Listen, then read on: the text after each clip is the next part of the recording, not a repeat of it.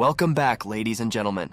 Since the Israel-Hamas conflict has gained momentum, drones and rockets attacks on cargo ships passing the Red Sea have caused losses of billions, and many big companies have announced that they will not take that route for trade. The Iran-backed Yemeni rebel group, Houthi, is responsible for these attacks to show solidarity with the militant group Hamas. However, the U.S. Navy, in solidarity with Israel, has launched the mission to protect the cargo boats by destroying the Houthi Assault Boats. Why are these rebels targeting the boats, and what the counter-mission of the U.S. Navy means for global trade across the Red Sea? Join us as we delve into the details behind these attacks and how they are linked to the war in Gaza. It all started with a rebellious armed group Houthi from Yemen led by Hussein al-Houthi that was originally formed in early 1990s to fight against the president, Ali Abdullah Saleh, who was involved in corrupt activities. However, Saleh was backed up by the Saudi Arabia military, and they tried to eliminate the group, but failed to break their power. Since then, the Houthis have been involved in anti-governmental activities in Yemen. They are directly linked to Hezbollah in Lebanon, who provides them extensive military training and expertise. The Houthis are not only against the government, but they also exert control over most of Yemen's population, including Sana'a and the northern regions. The Red Sea coastline is also under their control. The group not only collects taxes, but also mints its own currency. It has also gained favor of the locals and are estimated to have up to 120,000 followers, comprising both armed fighters and unarmed supporters. The Houthis are in close affiliation with Iran due to their conflict with Saudi Arabia, and it has been suspected of supplying the weapons to the rebels. U.S. intelligence agencies have alleged that the Iranian intelligence is really good at targeting the ships, and they are deeply involved in planning operations against the commercial vessels in the Red Sea. In response to the allegations, Iran has completely denied involvement in the Houthis' attacks in the Red Sea.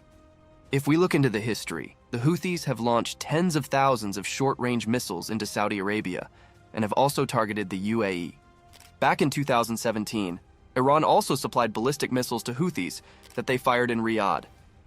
It has also been alleged by Saudi intelligence that Iran has provided cruise missiles and drones to Houthis to attack its oil installations in 2019.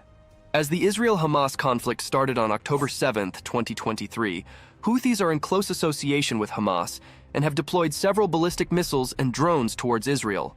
They are also targeting the cargo ships in the Red Sea that are causing a great impact on global trade. The Red Sea connects the Mediterranean Sea to the Indian Ocean via the Suez Canal.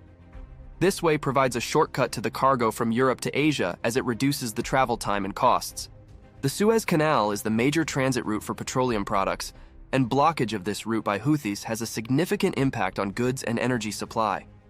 About 17,000 ships and 10% of global trade pass through it every year. Any ship passing through Suez to or from the Indian Ocean has to come this way.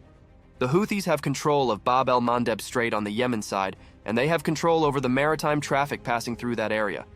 They attack the cargo ships alleging that they are carrying goods from or to Israel. Recently, the U.S. military has reported that 4 vessels from the Houthi-controlled areas have fired upon the Maersk Hangzhou and approached dangerously close to the ship. The Houthis gave the distress calls, but while the ships were responding to the calls, 2 anti-ship missiles were fired from their controlled areas. The attack was no surprise, because it has been recorded 23 times the Houthis tried invading the ships to destroy them. However, in response to the distress calls from the vessel, the U.S. Navy warship helicopters intervened, and they destroyed the 3 attacking boats in self-defense. The 4th ship managed to escape. In response to the situation, the Houthi spokesperson has claimed that the Maersk Hangzhou ignored their warning calls, and their 10 group members were either dead or missing after the incident. This attack is the part of a series of assaults by Houthi forces in the Red Sea since November.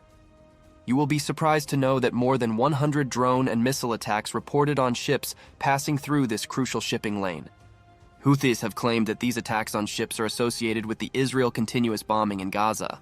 The attacked ship, Maersk Hangzhou, is a commercial ship that is registered in Singapore, and it is operated by a Danish firm. It was targeted with mounted weapons and small arms. Although the ship was hit, there was no indication of fire on board. After the attack, the Maersk suspended all operations through the Red Sea for 48 hours. However, the operations were resumed as the UK, Canada, France, and Norway came forward to join hands with the U.S. Navy to protect the ships from the rebels in that area. The situation across the Red Sea is getting worse as many other companies have redirected their vessels away from this route. They are now taking longer routes around the Cape of Good Hope to avoid the risks of attacks. The increase in attacks is also posing a concern on global trade, and the LNG and oil shipments have shown a sudden decrease that lately relied on the Red Sea route.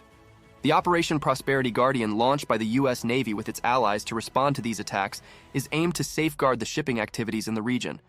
However, the Houthis are continuing their attacks that are posing a significant challenge to the maritime security of trade. The operation was initiated in December 2023, and since its launch, 1,200 commercial ships have traversed the Red Sea without any reported incidents of drone or missile strikes until the recent attack Maersk Hangzhou. Lately, the U.S. Department of Defense has also revealed that Houthi rebels have conducted more than 100 drone and ballistic missiles that have targeted 10 commercial ships associated with 35 different countries. They have announced their support for their brothers in Gaza since the initial days of the conflict and have launched missiles and drones towards El Elat and other sensitive areas in Israel. Following the attacks, the U.S. Navy's USS Carney intercepted and successfully shot them down. Houthis are active against the ships that they suspect of having ties with Israel. In November 2023, they deployed their armed troops to the cargo ship Galaxy Leader via helicopters and took control over it. They have also declared their intention to block all Israeli water transport passing from their coast. Though the Israeli military has denied the involvement of any maritime trade across that route, some Israeli businessmen have commercial connections with these ships privately.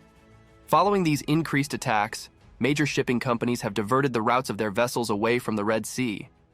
The Mediterranean Shipping Company is rerouting its ships, and CMA-CGM and the German transport company Hapag-Lloyd have also taken similar steps. Another major shipping company, MSC, has announced that one of its container ships, MSC Palladium 3, was attacked in the Red Sea that led to the ship being taken out of service. The suspension of operations by these four major companies is expected to have significant financial implications globally. Sue Terpolowski from the Chartered Institute of Logistics and Transport has explained that the increased security risks, insurance costs, and other expenses due to these attacks are likely to impact stock levels, costs, and supply chain dynamics. These added costs are expected to be passed on to consumers and would lead to inflation. The U.S. is highly cautious about the situation, and if the tensions further escalates and Houthis continue to launch attacks on ships beyond their borders, the U.S. might feel compelled to target their missile launching sites, and it might lead to Iranian retaliation. This will not only worsen the Israel-Gaza conflict, but will also raise a direct conflict between Iran and the USA. What are your thoughts on this? Let us know in the comments section below. If you enjoyed the video, make sure to subscribe to the channel, like the video, and watch the next video as well. See you again.